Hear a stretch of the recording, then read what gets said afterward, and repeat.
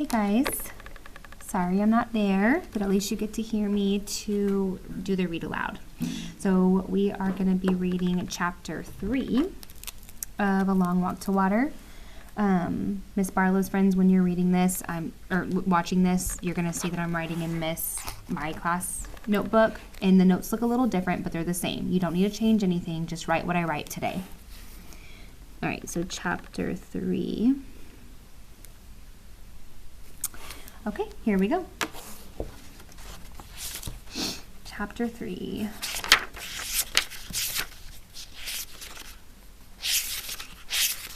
All right, he was left alone in the barn with that group of people, okay? We noted that he is often asking, where are we going? Where's his family? He wants to see his family again because they are not in any of the groups that he is with. All right, here we go. Chapter 3, Southern Sudan, 2008. This is Naya. The smudge on the horizon gained color as Naya drew nearer, changing from hazy gray to olive green. The dirt under her feet turned to mud, then sludge, until at last she was ankle deep in water. There was always so much life around the pond. Other people, mostly women and girls who had come to fill their own containers, many kinds of birds, all flap and twitter and caw, herds of cattle that had been brought to the good grazing by the young boys who looked after them. So all this life around the pond. Naya took the hollowed gourd, or the container, that was tied up to the handle of the plastic container. She untied it, scooped up the brown muddy water, and drank. It took 2 gourdfuls before she felt a little cooler inside. Naya filled the container all the way to the top. Then she tied the gourd back in place and took the padded cloth donut from her pocket. The donut went on her head first, followed by the heavy container of water, which she would hold in place with one hand. With the water balanced on her head and her foot still sore from the thorn, Naya knew that going home would take longer than coming had, but she might reach home by noon if all went well. Okay, so she got the water, she took a drink as well, filled up her container. Don't be confused by this donut, okay? If you actually look, you can see very closely this little, it's like a thing. It's not a donut that you eat, obviously, okay? You put that on their head, and then they carry the container with the water on top. I think so it doesn't hurt their head as much, and it maybe makes it easier to balance. So that's what they're talking about. Okay, so Naya fills container with water.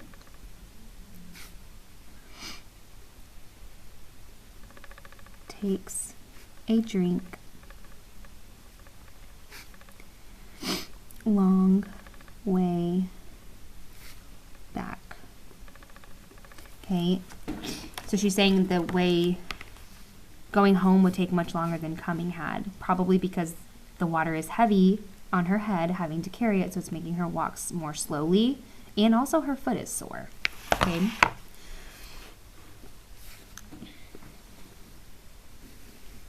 Okay. Let's read Salva. Here we go. Southern Sudan, 1985, Salva. The tears were hot in Salva's eyes. Where had everyone gone? Why had they left without waking him? He knew the answer, because he was a child who might tire easily and slow them down and complain about being hungry and cause trouble somehow. I would not have been any trouble. I would not have complained. What will I do now? Salva took a few steps to see what he could see. On the far horizon, the sky was hazy from the smoke bombs. About 100 paces in front of him, he could see a small pond. Between the pond and the barn was a house, and yes, a woman, sitting in the sun. Holding his breath, he crept closer until he could see her face clearly. The ritual scar patterns on her forehead were familiar. They were Dinka patterns, which meant that she was from the same tribe as Salva. Salva let out his breath in relief. He was glad that she was not a Nuer. The Nuer and the Dinka had a long history of trouble. No one, it seemed, was sure where the Nuer land ended and the Dinka land began. So each tribe tried to lay claim to the areas richest in water. Over the years, there had been many battles, large and small, between Dinka and Nuer. Many people on both sides had been killed. This was not the same as the war that was going on now between the rebels and the government. The Dinka and the Nuer had been fighting each other for hundreds of years. The woman looked up and saw him. Salva flinched at her glance. Would she be friendly to a stranger? Would she be angry with him for spending the night in her barn? But at least he was not alone now, and that knowledge was stronger than the uncertainty about what the woman might do or say to him. He walked toward her. "Good morning, Auntie," he said, his voice trembling. She nodded at him. She was old, much older than Salva's mother. He kept quiet, waiting for her to speak. "You must be hungry," she said at last. She stood and went into the house. A few moments later, she came back out and gave him 2 handfuls of raw peanuts. Then she sat down again. "Thank you, Auntie." This is not his actual aunt. Okay, I think this is just a term that they use, okay, out of respect for an elder. Squatting on his haunches next to her, Salva shelled the nuts and ate them. He chewed every nut into a paste before he swallowed, trying to make each one last as long as he could. He didn't know when he would get food again. The woman sat without speaking until he was finished, and then she asked, "Where are your people?" Salva opened his mouth to speak, but his eyes filled with tears again, and he could not answer. She frowned. "Are you an orphan?" He shook his head quickly. For a moment, he almost felt angry. He was not an orphan. He had a father and a mother. He had a family. "I was at school. I ran away from the fighting. I do not know where my family is." She nodded. "A bad thing, this war. What are you going to do now? How will you find them?" Salva had no answer. He had hoped that the woman might have some answers for him. After all, she was an adult. Instead, she had only questions. Everything was upside down. Salva stayed in the woman's barn again that night. He began to make a plan. "Maybe I can stay here until the fighting stops. Then I will go back to my village and find my family." He worked hard so she would not send him away. For 3 days he fetched firewood from the bush and water from the pond. But the pond was drying up. Each day it was harder to fill the gourds. During the daytime, Salva could hear the distant booming of artillery from the fighting a few miles away. With every shell that exploded, he would think of his family, hoping they were safe, wondering desperately when he would be with them again. On the 4th day, the old woman told him that she was leaving. "You have seen that the pond is only a puddle now. Winter is coming, and the dry season. And this fighting." She nodded her head in the direction of the noise. "I will go to a different village, near water. You cannot stay with me any longer." Salva stared at her as panic rode inside him. "Why can't I go with her?" The woman spoke again before he could ask aloud. "The soldiers will leave me alone, an old woman on her own. It would be more dangerous for me to travel with you." She shook her head in sympathy. "I am sorry, I cannot help you any more," she said.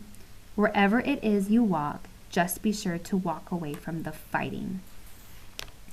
Salva stumbled back to the barn. "What will I do? Where will I go?" The words repeated themselves 1,000 times in his head.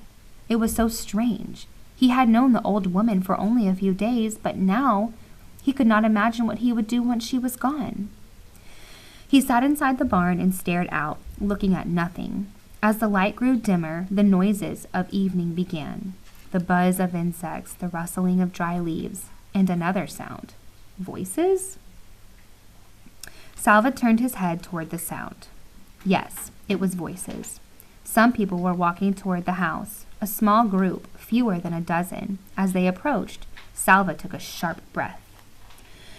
In the fading light, he could see the faces of those nearest him. 2 of the men had patterns of V-shaped scars on their foreheads. Dinka patterns again. the kind that were given to the boys in Salva's village as part of the ritual of becoming a man. These people were Dinka too. Could his family be among them? Okay, so a couple of big things here.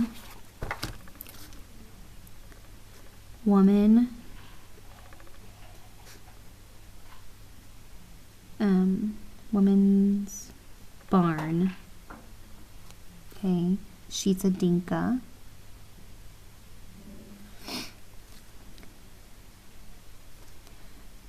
Leaves Salva after a few days. Too dangerous. And he keeps wondering, so like again and again moment, and a tough question moment. What will I do?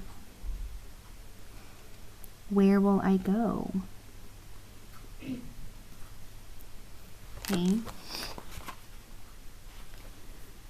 And then at the end, he sees these two men, also from Dinka patterns, looking for his family, okay, hoping that maybe they'll be somewhere nearby. Okay. Okay, pause that if you need to finish writing the notes down.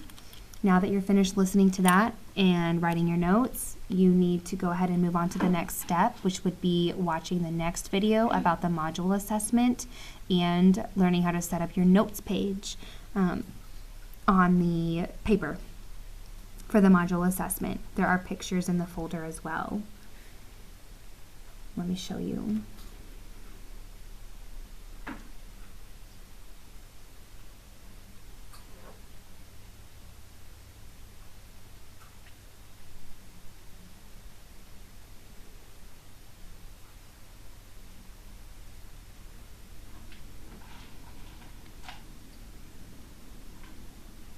Okay, right now it's not published because I'm making this video the day before, but you'll see right here, Miss McGee isn't here folder. There's all the, so I'll put, this video will be here for read aloud. Then here's the next video to watch. Here's the picture for you to set up all your note pages. And then there's the module assessment, okay? Do your very, very best.